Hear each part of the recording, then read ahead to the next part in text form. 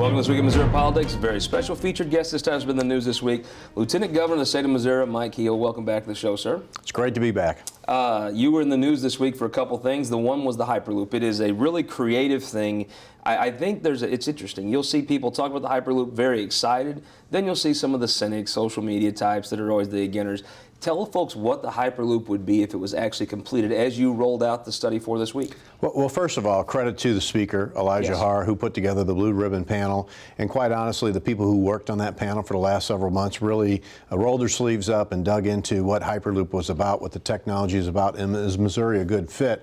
So a lot of credit goes to those people who did a lot of work on it. But at the end of the day, Hyperloop is technology. It's technology about moving people or products at a different rate of speed than we're used to in this country, are in this world, actually. So Hyperloop has a very small test track out in Nevada. They're looking to go to the next step, which would be to build a larger test track, about a 10 to 12 mile test track. We believe the Missouri corridor from Kansas City to St. Louis, or St. Louis to Kansas City with Columbia in between, makes sense for them to consider for the full Monty. But for this next step, we think that Columbia, Missouri, with the University of Missouri partnership, would be a great place to put the test track, kind of center where they would look at developing that technology. This show is on in St. Louis and Kansas City. I think there's a lot of this state, though, that is not tied together that well. Kansas City kind of has their own markets, and St. Louis they almost look away from each other. It's an interesting thing where you could tie people together along with the university. If folks are thinking about their kids coming home for Thanksgiving break, they could be home in 10 minutes, right? Yeah, and the thing about Hyperloop is that, we're not going to have a Hyperloop tomorrow. Yeah. At some point in time, we're going to look at the way, transportation evolves in this country. I certainly, as people know, your viewers know, have sat on this show and every other place for the last several years in politics talking about funding Missouri's roads and bridge systems. I'm not going to stop talking about that. This is not about taking away those resources to go to a different technology. This is about having a dual effort. And certainly there's a lot of private dollars interested in investing in the Hyperloop development that we'll be trying to tap. But one thing I want Missourians to understand is that, for one, we don't want to be like the stagecoach builder in 1840 when somebody came and said, we're going to build a railroad across the country. And he said, that's the craziest idea I've ever heard of. I want to keep building stagecoaches. Well, then the railroads came. And as I quoted, and I give this to Treasurer Fitzpatrick, who turned me on to this quote, but as you know, I'm a little fond of the Fords.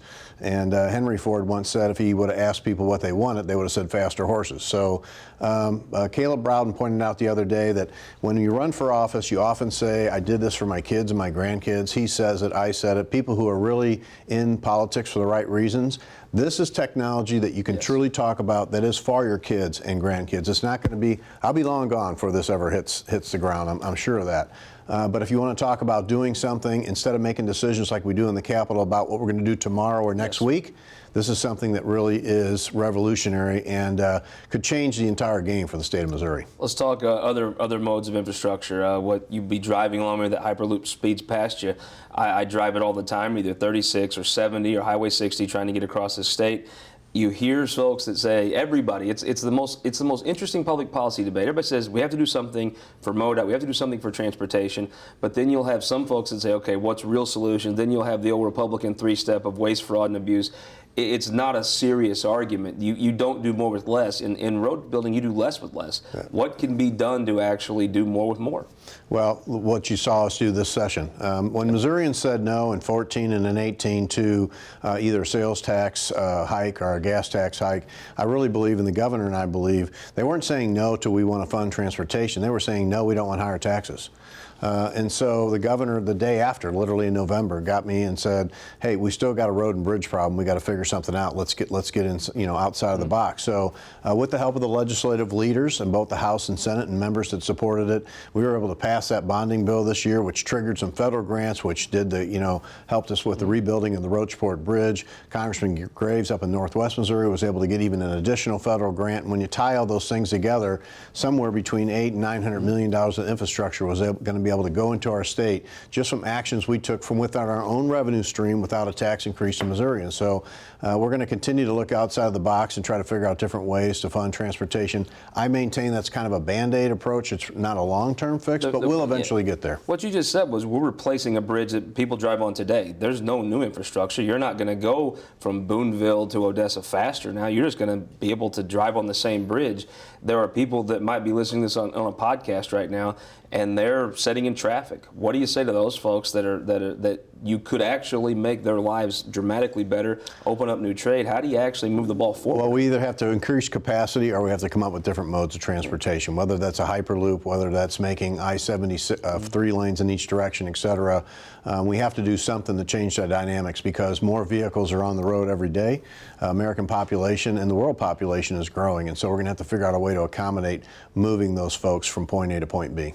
As people are able to move around the state better, you've done something that I think is tremendous. I really, you see a lot of stuff from the government. This is one that just, as a small business person myself, tripped my trigger. Buy Missouri. What is the Buy Missouri program? Well, great. We just finished Buy Missouri Week, the second time we've had it.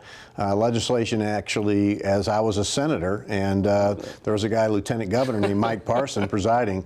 We were able to pass this. It's Mike, Governor Parson's brainchild to start Buy Missouri.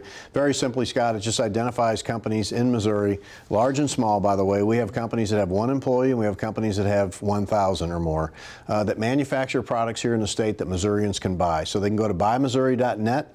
That's buymissouri.net. And especially with the holiday season coming up, you can look at all the various products that are built right here, are made right here in the state. And we think when Missourians have the opportunity to spend money and help support their friends and neighbors that are working for those businesses, they'll do that as many times as they can. So the program is growing. We're over 260 companies in over 84 different Missouri counties. So it's growing quite a bit. Our website traffic is up significantly. We even had the University of Missouri do us a favor and to run our ad during the homecoming game against Ole Miss. And so we saw a spike in traffic after that. We're going to continue to promote it. We think it makes sense for folks to understand what's made here and give it the opportunity to support those businesses. Let's talk about veterans. We're coming up on Veterans Day. One of the jobs you have as Lieutenant Governor is an advocate for the veterans. Yeah, I mean, we spend a lot of time in our office on veterans, but quite frankly, our community spend a ton of time on veterans. And I'll be traveling up in the great northwest part of our state on Veterans Day this year, but there are lots of activities going on to honor the heroes, our men and women that have served our country. You know, Missouri is home to 450,000 veterans. That's about the 5th largest in the United States. So we have a large veterans population. Working with the Veterans Commission that oversees our 7 veterans homes, our veteran service officers, and our veteran cemeteries, I can tell you we have some people that really have their heart in the right place to take care of our veterans. Grace Link leads that charge with the Veterans Commission.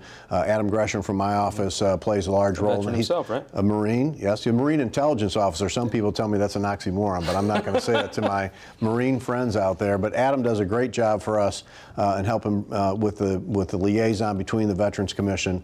And we're going to continue to work on initiatives that help our veterans across the state. Well, let's talk about politics. Governor Parson announced his run for re-election about the same time you did.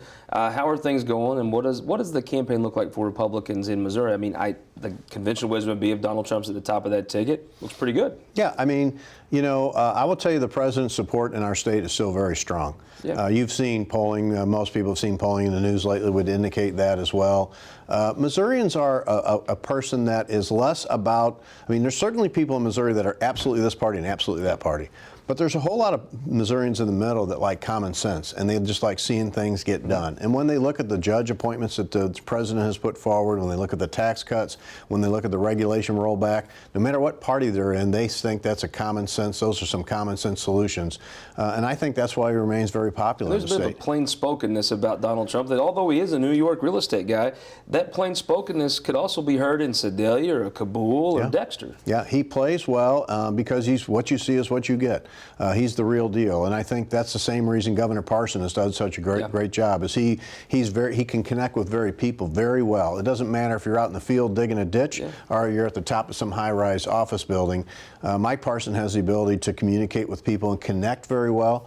I'm excited about his campaign. I'll do everything I can to help him. I think he's done a great job for the state. I think he's just what the state of Missouri needed. Certainly there's always controversy around anybody who is an elected official, whether it's me or your local state senator representative. But, you know, that's part of the process, and I'm sure he'll continue to work to move Missouri forward. Talk about a little bit of that controversy. There was probably the most pro-life stance the state's ever taken, a piece of legislation that you were in the Senate while it was passed. There was also a component of it kind of coming to bear for a piece that you voted on in the Senate when you were a senator. It's about abortion, and I think there's been multiple kind of conflicts, controversies coming out of that in regards of how the state is going to kind of oversee or regulate abortion clinics. Overall, though, when you look at the stance Missouri's taken as one of the most pro-life states in the nation, do you think it's been a good place to take the state? Yeah, I mean, the heartbeat bill, in my opinion, was a very good bill. The Speaker, again, in the House did a really good job getting it in shape. Andrew Koenig in the Senate and others that are very passionate about the rights of the unborn did a great job of leading it through the floor. Andrew Koenig doesn't get enough credit for being a senator, does he? He does a very good job. And you know what people don't know is behind the scenes, he's really good at talking to people and trying to work through, you know, the sticky points. From all political perspectives, I think is. He is, but he's unassuming. You don't see him, you know, jumping up all the time and screaming. So I'm a big fan of Andrew's, but this was certainly a hallmark bill for him. I think if you're a conservative Republican, your most natural fundamental position that you ran for office on was to protect innocent life, and I think the heartbeat bill certainly puts Missouri in a leadership spot to do that. Do you think sometimes the urban media or even some individual journalists and certainly folks on social media, they forget the fact that, like yourself, I've observed all of your campaigns. You've ran as a very pro-life person. You've told the people that they'll vote for you, you will vote pro-life. That's what the vast majority of the General Assembly and of the elected officials in the state have promised to the people of Missouri. If you elect me, I will be pro-life. And they've won by seemingly larger and larger numbers each time there's an election held. And then people act surprised that they vote on pro-life pieces of legislation. I've had these very conversations at senior centers, at schools, et cetera, where people say, I don't understand why the legislature took the position they did. And I make the point that you made is that I know myself and other men and ladies who serve in that building ran on this position. This is one of the things they said, if we get the chance to continue to protect innocent life, we're going to continue to do that. And so they're following up on that commitment. Like a lot of people voted for him because they believed they would do that, they're following up on that commitment. Governor Kehoe, as I'm sure this won't be the last time this issue is talked about in this campaign, hope you come back and share your views with us. I'd love to come back anytime, you know that. Thanks a lot. We'll be right back with our Opinion Maker panel, but first I want you to go to showmissouri.com, the history of Missouri one county at a time. This week we're in Linn County, Missouri, the home of General John Pershing, Walt Disney, and even Jeff Rowe. Go to showmissouri.com and learn about the history of the state one county at a time. We'll be right back.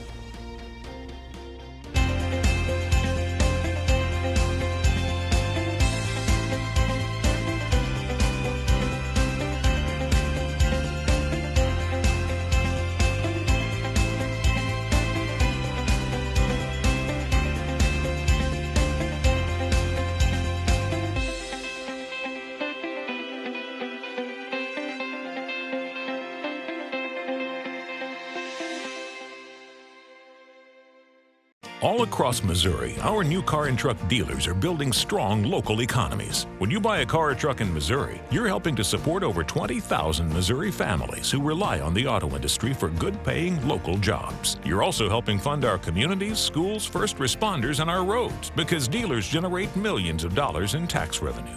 Missouri's automobile dealers have been the foundation of our communities for generations and for generations to come. The Missouri Automobile Dealers Association. Your energy needs are changing. That's why at Ameren, Missouri, we're not waiting on the future. We're building it with the Smart Energy Plan, advancing thousands of projects across the state, helping reduce emissions through cleaner energy sources, boost reliability with self-healing equipment, and better withstand storms with new composite poles. Moving Missouri forward and bringing us all a little closer together. That's energy at work. Ameren, Missouri. Welcome back to This Week in Missouri Politics. Opinion Maker panel time. Representative Steve Butz, South City. How many trick-or-treaters did you have this year? About 500, but we were down from 1,000. Normally 1,000, right? Normally 1,000 kids. That's right. It was cold.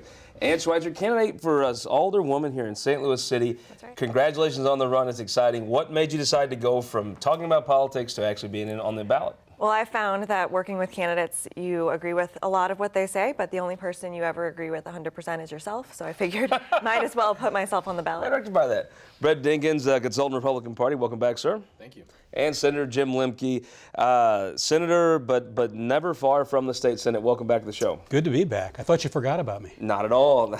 No one could. If you read the papers. Representative, there was a thing that came out this week about Planned Parenthood. Now, look, it looks to me like there were some laws the Republicans passed prior to your time getting there that was meant to regulate abortion clinics so much. And I think the real intention was they'd probably go out in Missouri. There was a clinic that opened up across the river in Illinois that seems to be very accommodating, probably will have resulted in more abortions of Missourians being performed, if you had to guess. However, there was a thing that came out where the state was keeping track of a lot of data on the patients in this clinic. One of the pieces of data in that was keeping track of women's menstrual cycles. I think it hit all Missourians with a little bit of a gross factor. It did. It was creepy. So a lot of people know I'm a father of 4 grown young women.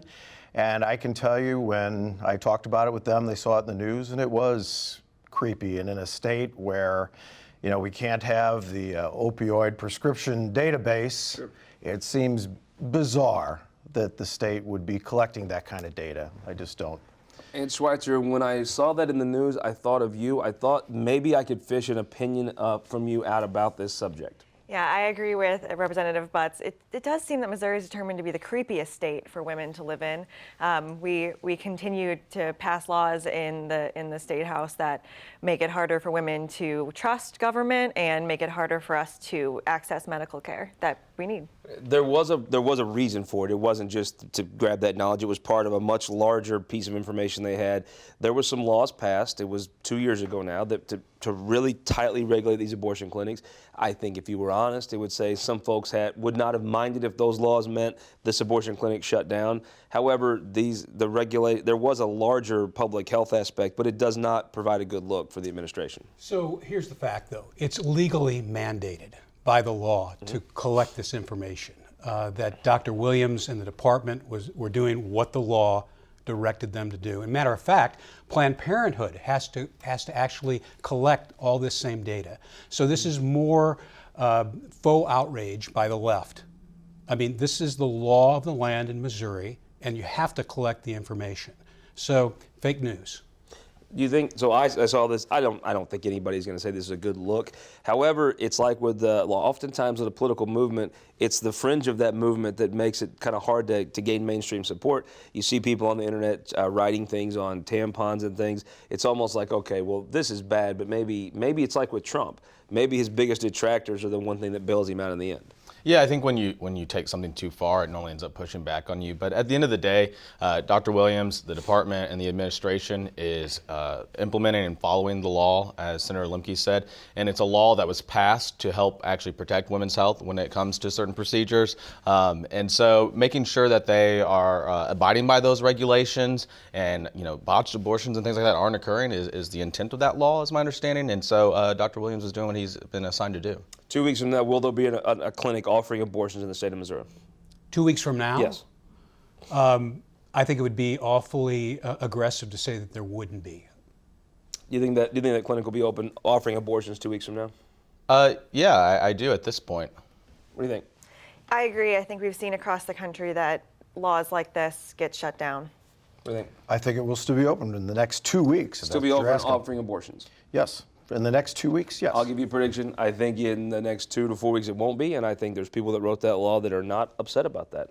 But isn't it been the thought that if you have a clinic in Illinois that can service everyone, if are pro-abortion with none of the restrictions? I mean, there's tons of restrictions Missouri's put on abortions. It makes more sense for women just to go to Illinois, right? That's a point of view that people with money and privilege can have easily. It's hard to get to another state. I volunteer for Hope Clinic in Illinois. Is it hard to get to Belleville? If you live on the other, the middle of Missouri, and you are, a low-income person who needs to get to Illinois, yeah, that is hard. There's one clinic in the state. It's on Lindell Boulevard in right outside the Central West End. It's what is it? As a crow flies, maybe 15 miles. I don't. This is an argument that is very unhealthy for Missouri people, because it's not about, oh, another state has it, we don't need to care about you.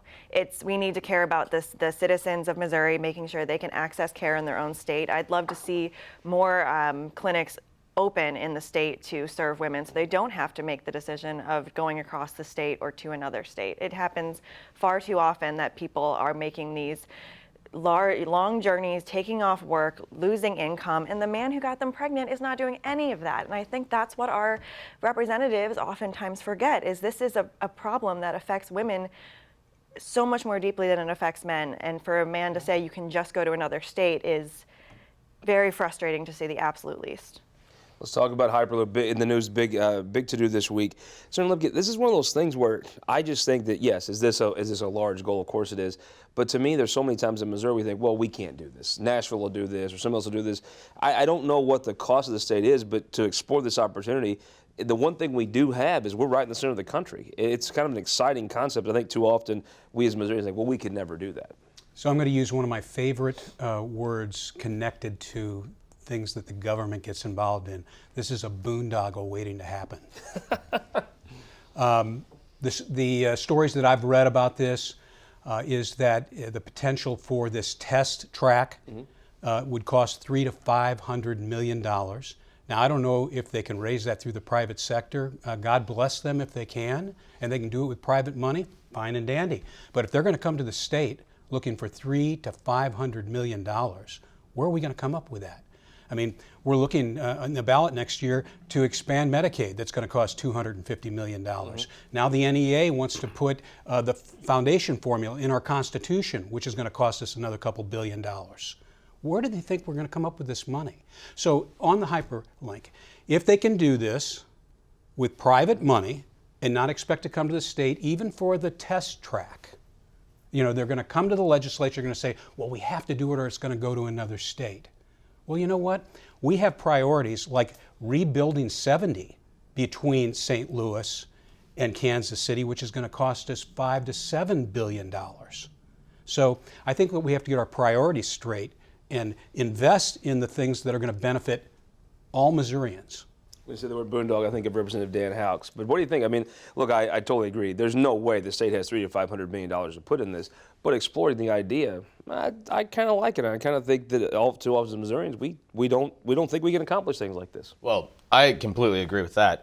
Too often we set aside the potential we have because we just don't think it can't be done. And I actually disagree completely with Senator Lembke on the opportunity we have here. I think this could leave Speaker Haar and Lieutenant Governor Mike Kehoe as some of the most consequential leaders our state has seen if we're able to get this done.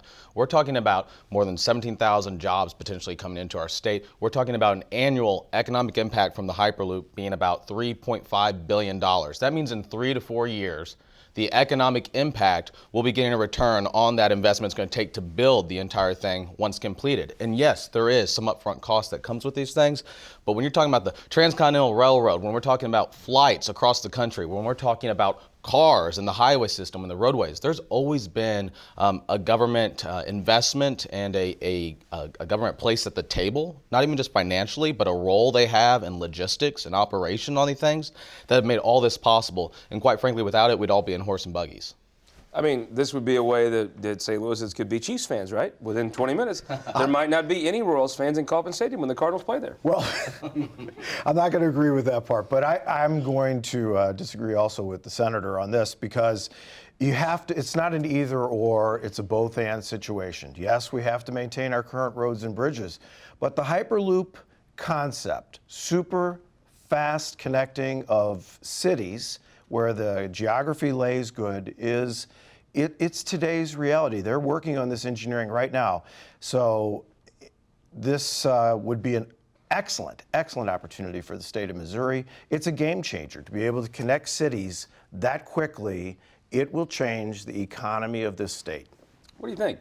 Yeah, I think there's the pessimistic view that the senator spoke about and the optimistic view that we could do this and it would be a boon for our state. I think it's more of a pragmatic view. I agree with you. There's no way that much money of state revenue goes into this, but if there's a way to explore it, great, right? Well, listen, I have a trolley that's going to be available, and maybe we'll send the trolley across the state. Let's talk about a place where that trolley doesn't quite get to, but is near it. There's a special election. There's 4 or 5 in the state for the state house. There's one that's caught a lot of attention. It's in West St. Louis County. It's highly competitive, apparently, which is shocking to me because when I think back to when Democrats had supermajorities, there was Southwest Missouri, a little pocket in Cape, maybe a little pocket in Poplar, and then you had Lee Summit, maybe, and you had West St. Louis County. Betty Sims goes. The Baldwin seat is a Republican seat. I'm surprised it's competitive. Yeah, you're going to hear this probably from everybody. It's all about turnout in these special elections. But, I think that Leanne Pittman will end up winning this race. It might be a little closer than we might think. But if it goes the other way, I don't think for a second it's a bellwether for what's going to happen in November. This is a seat that's apparently competitive. There's 2. Trish Gumby's is obviously pretty well known, done well in fundraising for the Democrats. Leanne Pittman's got the support of all the Republicans. HRCC's out working very hard for her. That's normally, when you look back in these specials, HRCC wins every one of these every time. But this one's competitive, right? No, I don't think so. It reminds me a lot of the Searpoy special election, where there's a high energized group of activists on the side of the left. You know something about that, right? You ran that race. I'm familiar with it, and there was a high group of activated activists and donors, small donors that were making a lot of smoke, but there wasn't a lot of fire, it turns out. And I think what we're going to see here is Leanne Pittman's going to win pretty handedly. I think Gumby's support of merging the city and the county together has really hurt her in this race and will continue to hurt her as it goes towards Election Day.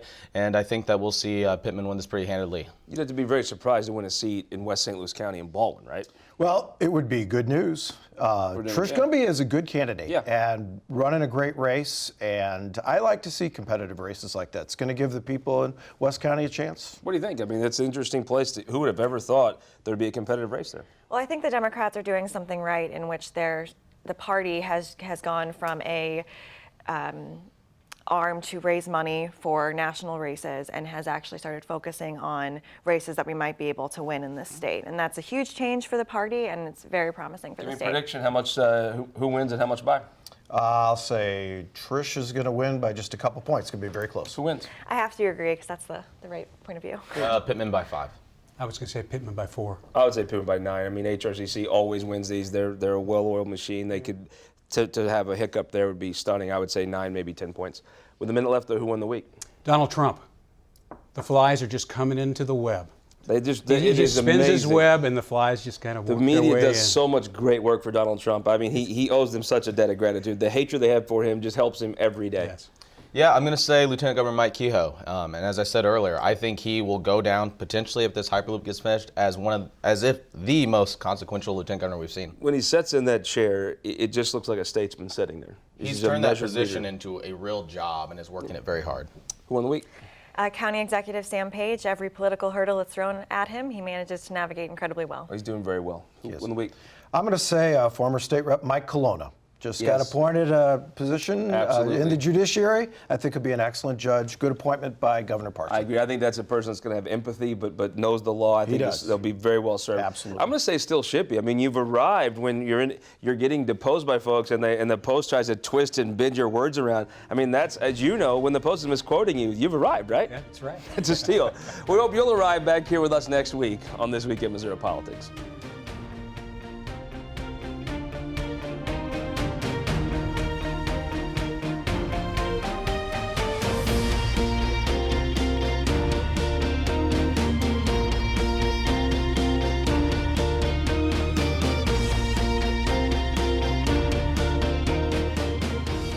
This Week in Missouri Politics, sponsored by the Missouri Association of Career Fire Protection Districts, SPIRE, and Sterling Bank.